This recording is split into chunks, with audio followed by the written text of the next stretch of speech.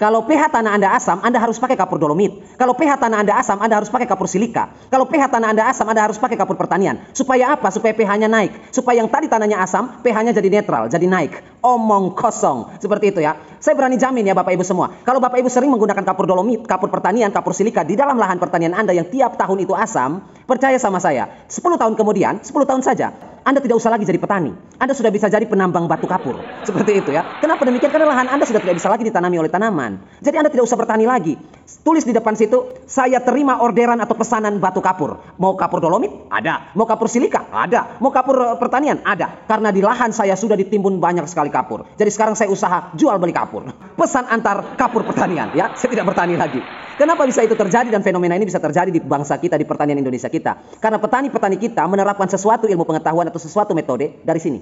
Kita ini menerapkan semua metode dari sini, dari telinga. Bukan dari sini, bukan dari otak. Jadi semua informasi yang kita dapat, kita tangkapnya lewat telinga. Kita tidak cerna lewat otak. Nah, hari ini saya akan ajak Bapak Ibu semua, tutup kuping Bapak Ibu, saring semua informasi yang masuk, agar informasi yang masuk itu tidak masuk lewat telinga, tetapi masuknya lewat otak. Jadi langsung dicerna. Tidak perlu lagi lewat proses pendengaran, langsung ditangkap. Otak kita desain supaya langsung tangkap suara, sehingga dia langsung merancang. Butuh waktu singkat. Karena kalau kita mau sukses dalam bertani Bapak Ibu, mau maju dalam bertani, kerja keras saja tidak cukup Bapak Ibu ya. Kerja keras tidak cukup. Kita butuh kerja cerdas. Kerja keras kalau dicampur dengan kerja cerdas itu yang dinamakan dengan keberhasilan atau kesuksesan. Mau di bidang apa saja pasti berhasil. Penaburan kapur-kapur pertanian seperti itu, pengapuran di dalam lahan kita Bapak Ibu, itu kerja keras, bukan kerja cerdas. Kalau kerja cerdas, kita tidak akan melakukan penaburan kapur. Ya kita lakukan apa Pak? Pemberian pupuk yang sifatnya sama seperti kapur. Bapak Ibu kasih kapur ke lahan pertanian supaya apa? Supaya pH-nya naik kan? Kenapa Bapak Ibu tidak berpikir jalan pintas atau jalan potong? Kira-kira saya pakai pupuk apa yang sifat pupuk itu basah? Jadi ketika saya aplikasikan ke lahan saya yang asam, unsur haranya didapat oleh tanaman, tanah saya juga diperbaiki unsur kimianya. pH tanah naik, tanaman subur. Kalau Bapak Ibu pakai kerja keras seperti itu, tanpa kerja cerdas, kapur tabur-tabur disiram-siram di lahan, itu akan menaikkan pH. Oke, naikin pH. Tetapi unsur hara yang untuk tanaman dapat? Ya tentu saja tidak. Jadi yang Bapak Ibu ngotot kerja keras itu hanya untuk tanah. Tanaman nanti. Ya, tanaman nanti dulu, ini untuk tanah dulu. Ya ngapain kita kerja double-double begitu, kerja 2 kali? Kenapa kita tidak pilih saja pupuk-pupuk yang sifatnya basah? Sehingga kita aplikasikan pupuk, tanahnya langsung naik pH-nya, langsung diperbaiki sifat kimianya, tanamannya juga langsung dapat makan. Kan kerjanya cuma sekali. 1 kali tabur, pH naik, tanaman subur. Nah, itu yang disebut dengan kerja keras plus kerja cerdas. Langsung saja tanpa basa-basi, kita belajar. Baik Bapak Ibu semuanya, langsung saja kita mulai, itu udah poin saja. Kapur dolomit, ya. Kapur silika, kapur pertanian, dan masih banyak kapur yang lain. Ini semua disebut pembenah tanah, bukan pupuk. Paham ya? Kapur-kapuran ini sifatnya adalah pembenah tanah, bukan pupuk. Jadi kalau misalnya Bapak Ibu pakai kapur-kapur ini di lahan pertanian untuk menaikkan pH, maka tugas dia hanya menaikkan pH. Tidak ada sumbangsinya untuk menyuburkan tanaman. Nah, selain dia untuk menaikkan pH, dia juga sifatnya adalah memadatkan lahan pertanian. Saya kasih bukti ya. Bapak Ibu yang pakai kapur dolomit, isinya apa di dalam kapur dolomit? Kalsium, Pak. Kalsium. Apalagi dalam kapur dolomit? Magnesium, Pak. Dalam kapur dolomit. Kalsium ya dan magnesium di dalam kapur dolomit ini apa? Ini sifatnya adalah karbonat. Ya. Magnesium sifatnya juga karbonat. Bapak Ibu pernah lihat pupuk yang ditulis kalsium karbonat atau magnesium karbonat? Tidak ada pupuk itu seperti itu. Yang ada pupuk kalsium itu adalah CaO atau MgO. Apa sih Pak CaO ini sama MgO ini? Di pupuk-pupuk kok ditulis mengandung CaO, mengandung MgO, berapa persen? Karena CaO ini adalah kalsium oksida. Ya, ini pupuk. Oke, paham ya? Di dalam pupuk yang mengandung magnesium pun ditulis MgO, artinya magnesium oksida atau MgO dan CaO ini. Ini pupuk. Ya, sedangkan di kapur-kapuran seperti ini sifatnya adalah karbonat. Karbonat dan oksida ini bedanya apa, Pak? Di sini kalsium karbonat, di sini magnesium karbonat, tapi di sini kenapa oksida? Karbonat ini Bapak Ibu semua sifatnya adalah mentah. Bentuk di alam mentah itu karbonat, sifat mentah, daging mentah. Sedangkan oksida ini sudah melewati proses oksidasi. Bisa dilakukan oksidasi dengan pemanasan, dipanaskan dengan suhu 500 derajat Celcius, ya, atau 1000 derajat Celcius, ya, atau 700 derajat Celcius, untuk bisa mengoksidasi karbonat ini menjadi oksida, sehingga dia bisa mudah diserap oleh tanaman. Bedanya apa? Bedanya kapur, batu kapur dengan kapur tohor. Kapur tohor itu kalsium oksida. Ya, kapur tohor itu. Kapur tohor bisa di lahan pertanian, bisa kapur tohor itu dengan dosis tertentu. Karena kapur tohor tidak kita uji untuk kita bisa tahu kalsiumnya berapa di situ untuk kapur tohor. Kalau kita sudah uji kapur tohor ini mengandung berapa persen kalsium, oksida, sudah bisa kita gunakan juga kapur tohor. Seperti itu ya. Dan dilengkapi dengan proses yang lainnya untuk membuat dia ramah sehingga tidak panas pada saat dia terhidrolisis dengan air ya. Karena kapur tohor itu sifatnya masih, walaupun dia sudah kalsium oksida, tetapi dia masih sifatnya panas. Jadi kalau bersentuhan atau berhubungan dengan air H2O, maka dia akan menimbulkan panas. Nah, itu harus didinginkan dulu lewat proses kimia. Nah, artinya kalsium oksida, pupuk juga kapur tohor itu, tetapi dia harus dilakukan lagi penelitian lebih lanjut atau pengolahan lebih lanjut lagi untuk kapur tohor sehingga dia bisa jadi pupuk yang ramah ya, tidak panas sifatnya kalau bersentuhan dengan air. Nah, kembali ke masalah kita. Kapur-kapuran ini Bapak Ibu, selain dia ini sifatnya karbonat, bukan oksida yang tidak bisa digunakan sebagai unsur hara, dia ini memiliki sifat yang lain, negatif. Sifatnya yaitu tidak mudah larut dalam air. Yang namanya karbonat tidak akan mungkin larut dalam air. Paham ya? Otomatis yang bersumber dari karbonat itu kalsium, yang bersumber dari karbonat itu magnesium, maka ketika kita aplikasikan ke lahan yang berhubungan dengan air, maka ini tidak larut. Tidak akan mungkin larut. Kalau tidak larut berarti apa? Mengendap. Lawan kata dari larut adalah mengendap, ya. Kalau dia tidak larut, dia mengendap. Kalau dia tidak mengendap, ya dia larut. Logikanya sederhana. Nah, karena dia tidak larut, berarti dia akan mengendap. Itu yang saya bilang tadi, 10 tahun saja, Bapak Ibu tidak perlu lagi bertani. Tidak perlu lagi bertani. Bapak Ibu sudah jadi pengusaha kapur. Jual beli kapur aja, karena selama bertani sudah timbun kapur di lahan sebanyak mungkin. Usaha ini aja, nggak usah bertani lagi. Ini lebih untung ini, lebih bagus ini, ya. Kemudian sifat yang lain dari karbonat-karbonat seperti ini. Ini kalau Bapak Ibu lihat ya, kapur-kapur itu dihaluskan sampai seperti powder, tepung. Dihaluskan sampai seperti tepung. Tetapi bentuk asli dari karbonat itu seperti bola ketupat. Nah, ini bentuk aslinya. Mau Anda bikin sampai dia tepung sehalus mungkin, tetap kalau di zoom atau kalau diperbesar, partikel-partikel yang sudah halus seperti powder itu bentuknya seperti ini. Ini ciri khas dari karbonat. Nah, bola ketupat. Ini kenapa dia bentuknya bola ketupat? Agar dia bisa menyatu kembali. Nah, Bapak Ibu lihat bola ketupat ini saya gambarkan ya. Ini bola ketupat ya. Bola ketupat ini, nah, nyambung nggak nih? Bersatu nggak nih? Nah, bentuknya ini. Kalau berkumpul, bersatu nggak bola ketupat ini? Bersatu ya. Ini bola ketupat. Kenapa dia struktur fisiknya seperti ini? Partikel ini, bola ketupat seperti ini. Agar nanti mereka bisa menyatu kembali. Kalau dia bentuknya begini, bentuknya lagi begini, beracak-acakan, berantakan, dia nggak mungkin menyatu, ada rongga. Tapi karena bentuk partikel dari karbonat itu adalah bola ketupat, dia bisa menyatu menjadi satu kesatuan besar. Nah, ini yang disebut dengan batu dolomit atau batu kapur. Mau dihaluskan setepung mungkin, sepowder mungkin, suatu saat mereka akan berkumpul menjadi satu, menjadi batu lagi. Jadi dari tadi awalnya batu, ini kapur dolomit. Saya pakai untuk menahan kertas ini agar tidak ditiup angin. Ini kapur dolomit. Kapur dolomit ini mengandung, saya tulis di sini saja ya. Ini magnesium karbonat dan juga kalsium karbonat. Dia mengandung karbonat, magnesium dan kalsium karbonat di sini, ya. Ini batu kalau Bapak Ibu haluskan dia jadi dolomit powder, bubuk, kemudian dia akan berkumpul menjadi satu dan dia akan membentuk batu lagi. Jadi dari batu ke debu, ke tepung, kembali lagi jadi batu. Dihaluskan lagi, ditepungin lagi, kembali lagi jadi batu. Begitu terus seterusnya dia. Karena sifatnya dolomit itu atau karbonat itu ya seperti itu, ya. Berbeda dengan yang namanya oksida yang sudah dilakukan pemanasan. Apalagi kalau oksida dalam hal ini kalsium oksida atau magnesium oksida melewati proses kimia, proses berteknologi sehingga dia mudah larut air dan mudah diserap oleh tanaman. Otomatis kalsium oksida maupun magnesium oksida yang sifatnya sudah larut sempurna dan sudah bisa diserap oleh tanaman maksimal, tidak ada lagi endapan di lahan Bapak Ibu. Hilang. Hilang kemana Pak ya? Hilang dimakan tanaman, pindah ke tanaman. Tetapi yang terjadi kalau kita pakai oksida, ya dia hanya menetralkan pH, hanya menaikkan pH, tetapi dia tetap ada di sini. Kalaupun terserap oleh tanaman, itu pun sedikit sekali, kecil sekali. Seperti itu ya. Jadi itu manfaatnya dan itu kerugiannya. Nah, sekarang Bapak Ibu, solusinya bagaimana? Saya sudah bilang tadi solusinya. Solusinya adalah kita cari pupuk-pupuk apa yang sifatnya adalah basah. Supaya apa sih? Supaya kita tidak lagi melakukan kegiatan konyol ini kerja 2 kali. 1 karung dolomit berapa Bapak Ibu harganya? 1 karung kapur silika berapa harganya? 1 karung kapur pertanian berapa harganya? Atau Posca tuh, ya, yang mirip Posca itu, pembena tanah itu berapa 1 karung itu? Bapak Ibu harus keluarkan biaya berkarung-karung ini, kemudian harus keluarkan biaya tambahan lagi untuk pupuk. Kenapa tidak beli pupuk yang sifatnya basah saja supaya ini tidak dikeluarkan biaya lagi, tidak rugi-rugi lagi. Nanti sudah rugi di modal, giliran jual hasilnya turun mengeluh, katanya harga nggak stabil. Pertanian di Indonesia begini nyinyir. Padahal kita sendiri yang salah, bukan harga yang salah. Kalau minimalisir pengeluaran, harga anjlok pun kita masih untung Bapak Ibu karena operasionalnya kecil. Bapak Ibu tahu iPhone? Tahu iPhone ya? Tahu ya? iPhone itu harganya berapa? 22 juta. Harga iPhone itu 22 juta. Bapak Ibu tahu harga iPhone mau turun harganya sampai 1 juta. Harga iPhone 1 juta ya. Yang punya iPhone masih untung. Loh, kok bisa Pak? iPhone kan harganya 22 juta. Kok dijual 1 juta masih untung? Ya, biaya pembuatan iPhone itu $10. $10 biaya pembuatan iPhone. Kalau dolar sekarang 15.000, $1, maka $10 hanya 150.000. Ini $10 ini. $10 hanya 150.000. Dia jual iPhone 1 juta, dia masih untung 850.000. Jual iPhone cuma 1 juta, jangankan 1 juta, dia jual iPhone 12 Pro Max, ya.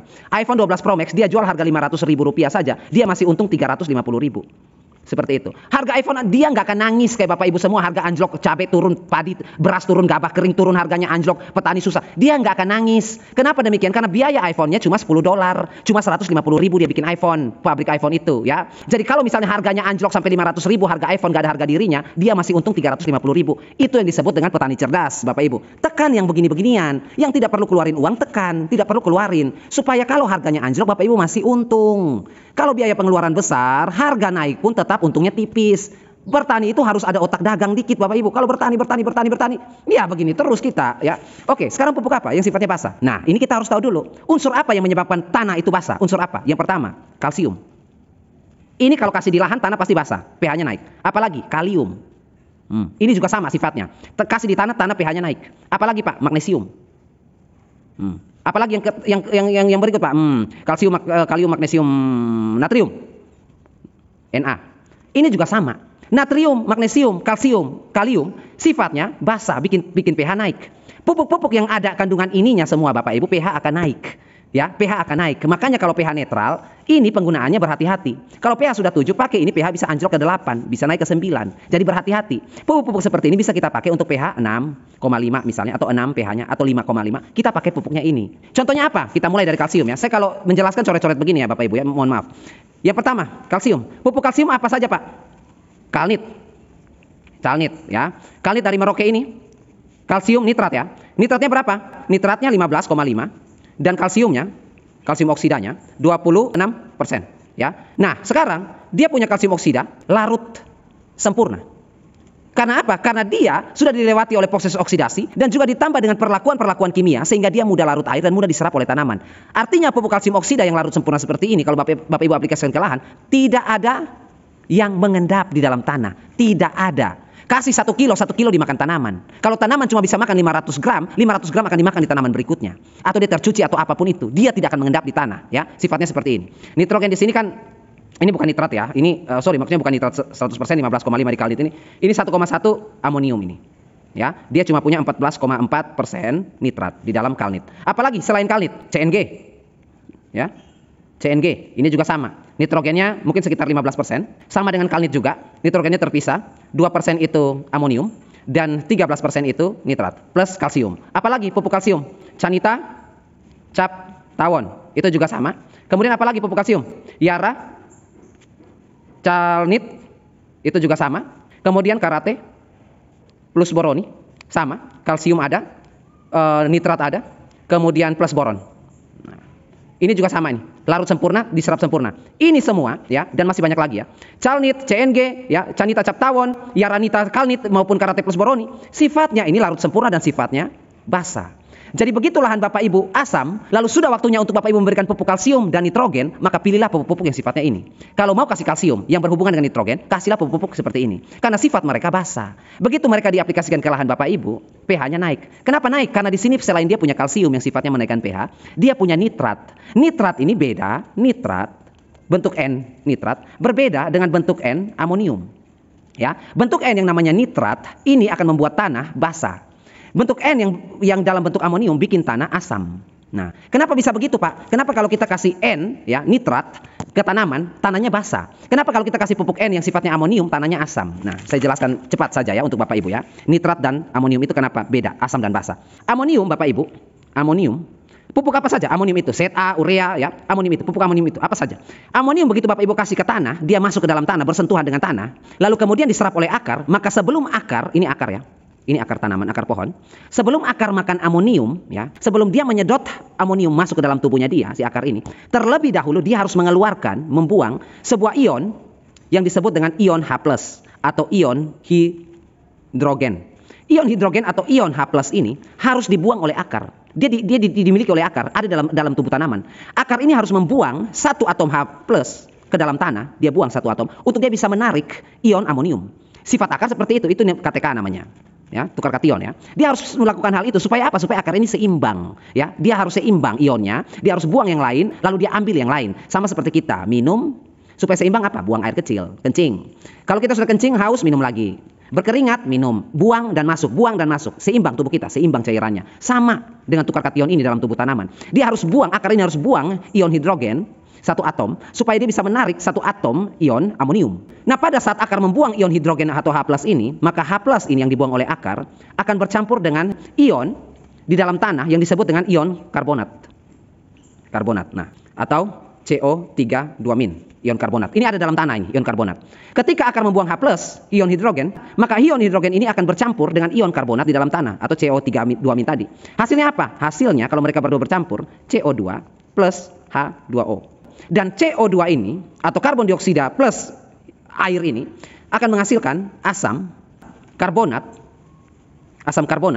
yaitu H2CO3. H2CO3 atau asam karbonat ini yang membuat tanah Bapak Ibu asam. Ceritanya seperti itu. Ketika pupuk amonium masuk ke tanah, akar kalau mau menyerap amonium ini, urea ini, atau mau menyerap ZA ini, dia harus membuang ion H+ hidrogen tadi. Setelah dia melepas ion hidrogen di dalam tanah, dia bercampurlah dengan ion karbonat atau CO3 2- tadi, menghasilkan karbon dioksida dan air, sehingga menghasilkan zat yang disebut dengan asam karbonat. Ini ceritanya. Makanya tanah kita asam kalau kita kasih ZA atau urea. Kalau misalnya, penuh ya, sebentar. Nah, kalau misalnya nitrat, bagaimana lagi Pak? Nitrat. Bagaimana lagi Pak? Kalau pupuk nitrat kasih kan tadi Papa bilang sifatnya basah. pH jadi naik. Itu ceritanya gimana? Ceritanya hampir sama, tetapi ionnya beda, ion negatif, anion. Kalau kita kasih, ini akar ya. Ini akar tanaman. Kemudian kita mau kasih nitrat, NO3-. Begitu akar mau menyerap nitrat, Bapak Ibu, akar ini lihat nitrat, dia mau makan nitrat ini, maka akar ini juga sama seperti tadi, dia akan mengeluarkan atau dia akan membuang ion hidroksida.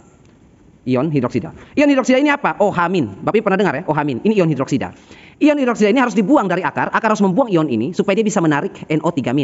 Kenapa demikian? Karena dia mau tarik ini min, ya. Nitrogen ini min, NO3 ini min. Otomatis karena dia mau tarik satu atom anion, dia harus membuang satu atom anion juga, yaitu ion hidroksida ini. Dia harus membuang ion ini supaya dia seimbang tadi. Ya, karena akar itu harus seimbang. Ya, dia harus seimbang ion di dalam tubuh dia. Ketika dia tarik anion, dia harus buang satu atom anion. Nah, kalau atom anion OH- ini, lalu OH- ini bercampur dengan H+, ion hidrogen tadi dalam tanah yang dibuang oleh akar ketika dia menyerap amonium, NH4+. Ketika dia bercampur OH- ini, hidrogen ini dicampur atau bercampur dengan ion hidrogen yang ikatannya adalah positif seperti ini, maka yang dihasilkan adalah H2O. Ya, Bapak bisa lihat ya reaksinya ya. Sebentar. OH- ditambah H+. Hanya ada berapa di sini? Hanya ada 2. O-nya berapa? 1. Maka dihasilkan H2O. H2O ini apa? Air. Ya, cairan yang mengandung hidrogen. Hidrogennya berapa atom? 2. Ya. Nah, hidrogen yang 2 atom ini atau 2 H2O ini atau air ini yang sifatnya basah. Sehingga tanah Bapak Ibu atau lahan Bapak Ibu ketika diaplikasikan nitrat, maka otomatis pH-nya naik atau pH-nya basah. Kenapa demikian? Karena oknum atau tersangka H+ ini biang kerok asam, pembuat onar, pembuat asam di dalam tanah, si H+ ini diikat oleh ini, hidrogen ini. Hidrogen ini harus mencari biang kerok ini, harus menangkap biang kerok ini untuk membentuk air. Seperti itu. Makanya hasil akhirnya adalah basa atau pH-nya naik. Karena semakin banyak H+ yang ditangkap, semakin banyak hidrogen yang ditangkap, hasil akhir hidrogennya kecil atau sedikit. Hasil akhir kalau hidrogen sedikit, tanahnya menjadi netral atau basa. Itu kronologinya. Lanjut ya. Ini sudah penuh di mana tadi? Ini pupuk kalsium sudah ya, kita bahas tadi. Wow, coret-coret nih. Kalnit dan lain sebagainya. Sekarang pupuk apa lagi? Yang kedua. Yang kedua pupuk kalsium. Oh sorry, tadi kalsium ya. Sekarang pupuk kalium. Ya, K2O. Pupuk apa? Pupuk kalium apa? Generatif. Yang kira-kira kalau kita pakai tanah jadi basah. Banyak. Semua pupuk yang ditulis KNO3 atau kalium nitrat, ya. Semua pupuk ini, yang pertama itu larut sempurna dalam air dan cepat sekali diserap oleh tanaman. Yang kedua sifatnya basah. Ya, kenapa basah? Ya nitrat baru kita jelaskan tadi, ya, yang ion-ion ini. Kalium, ya dia sifatnya seperti yang saya bilang tadi, ada 4 oknum unsur hara yang bikin tanah basah, termasuk kalium ya ini. Yang kalium sudah bikin tanah basah, sudah menaikkan pH. Nitrogen dalam bentuk nitrat atau NO3 ini juga menaikkan pH. Jadi dua-duanya ini sama menaikkan pH. Ya, mau kalsium nitrat sama-sama menaikkan pH. Kalium nitrat sama-sama bekerja menaikkan pH. Sama dengan kalium nitrat ini, KNO banyak. KNO3 patani, ya, atau PN patani. Itu bikin apa namanya? Tanah naik. KNO 3 patani itu ada yang biru, ada yang merah ya. Merah itu CPN ya kalau nggak salah, ya, PN patani. ya. Itu juga sama, ini lebih kecil, kandungannya lebih kecil daripada ini, yang kandungannya besar yang ini. Jadi biasa dipakai ini untuk vegetatif, ini untuk generatif. Kemudian apalagi untuk kalium, KNO3 Captawon sama. Apalagi untuk kalium, KNO3 misalnya DGW, ini juga sama, KNO3 juga, dan masih banyak lain lagi. Kemudian magnesium oksida. Pupuk ini, magnesium ini apa? Yang bisa menaikkan pH dan juga bisa berkolaborasi dengan pupuk apa yang bisa juga menaikkan pH? Magnesium nitrat atau magnit, ya, pupuk magnit itu juga bisa. Kemudian apalagi yang terakhir, natrium, Na ya, natrium. Nah, Pak, pupuk natrium ini kok jarang ya Pak ya? Natrium ini kok jarang ya kita temui ya pupuk natrium? Ya iya, Bapak Ibu nggak akan mungkin menjumpai pupuk natrium. Natrium ini Bapak Ibu, gampangnya gini ya, gimana ya cara menjelaskan natrium ini? Gampangnya gini deh, saya bagi dua aja ya biar mudah. Natrium hidroksida, kemudian yang satu lagi natrium oksida. Ya. Gini aja, biar gampang jangan oksida. Kita pakai klorida aja, ya. Kita pakai klorida aja biar gampang Bapak Ibu cernanya. Kalau natrium hidroksida ini yang Bapak Ibu lihat dalam bentuk sabun, deterjen, pencuci pakaian, pemutih pakaian, Biclean dan lain sebagainya. Sedangkan natrium klorida ini, saya ganti oksida ya biar contohnya gampang. Natrium klorida ini garam dapur. Natrium klorida ini garam krosok, ya. Garam yodium. Ini natrium klorida. Kenapa natrium ini tidak dibuat pupuk saja? Karena natrium ini fungsinya hampir sama dengan kalium. Ya, natrium ini kita berikan kalau kalium tidak tercukupi. Tidak ada atau tidak tercukupi. Kalau kekurangan kalium, Bapak Ibu bisa cari alternatif dengan natrium. Begitupun sebaliknya, kalau natrium kurang, Bapak Ibu bisa alternatif dengan kalium. Dua-duanya ini hampir sama. Makanya kalau sudah ada pupuk KNO3, tidak perlu lagi ada pupuk natrium, karena fungsinya hampir sama. Boleh nggak Pak kita kasih kalium, terus kita kasih lagi natrium? Ya pendobelan akan terjadi keracunan kalium atau keracunan natrium. Karena pendobelan dua-duanya ini hampir sama. Jadi makanya Bapak Ibu tidak akan jumpai pupuk seperti ini.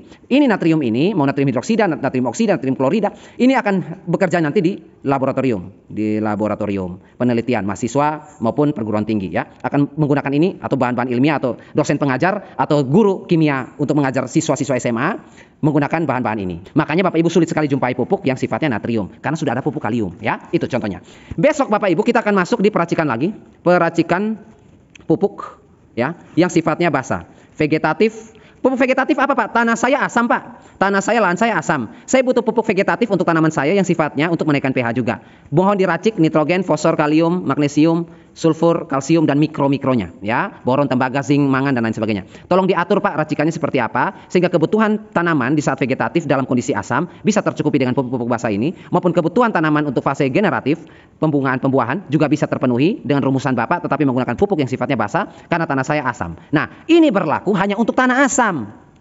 Kalau Bapak Ibu punya tanah netral, jangan kebanyakan ini. Ini jangan terlalu banyak digunakan karena ini menaikkan pH ini sifatnya. Dan yang kedua, kalau mau pakai ini, kecuali Bapak Ibu sudah menggunakan pupuk yang sifatnya amonium, sudah menggunakan pupuk yang sifatnya sulfur. Nah, itu pupuk ini kan asam nih, bikin pH down nih, pH turun. Kalau sudah menggunakan pupuk-pupuk ini sebelumnya, boleh kita pakai pupuk-pupuk ini untuk menaikkan lagi, untuk menetralkan lagi. Tetapi kalau tidak pernah menggunakan yang beginian, pakai ini terus, pH-nya lama-lama 7, lama-lama 8, lama-lama 9, lama-lama 10, lama-lama basah. Celaka lagi ceritanya ya. Sampai jumpa di pelajaran besok dan diskusi besok. Terima kasih untuk waktu berharga Bapak Ibu yang sudah diluangkan. Coret-moret tidak apa-apa, yang penting kita cerdas semua. Dan akhir kata saya ucapkan, kerja keras itu saja tidak cukup.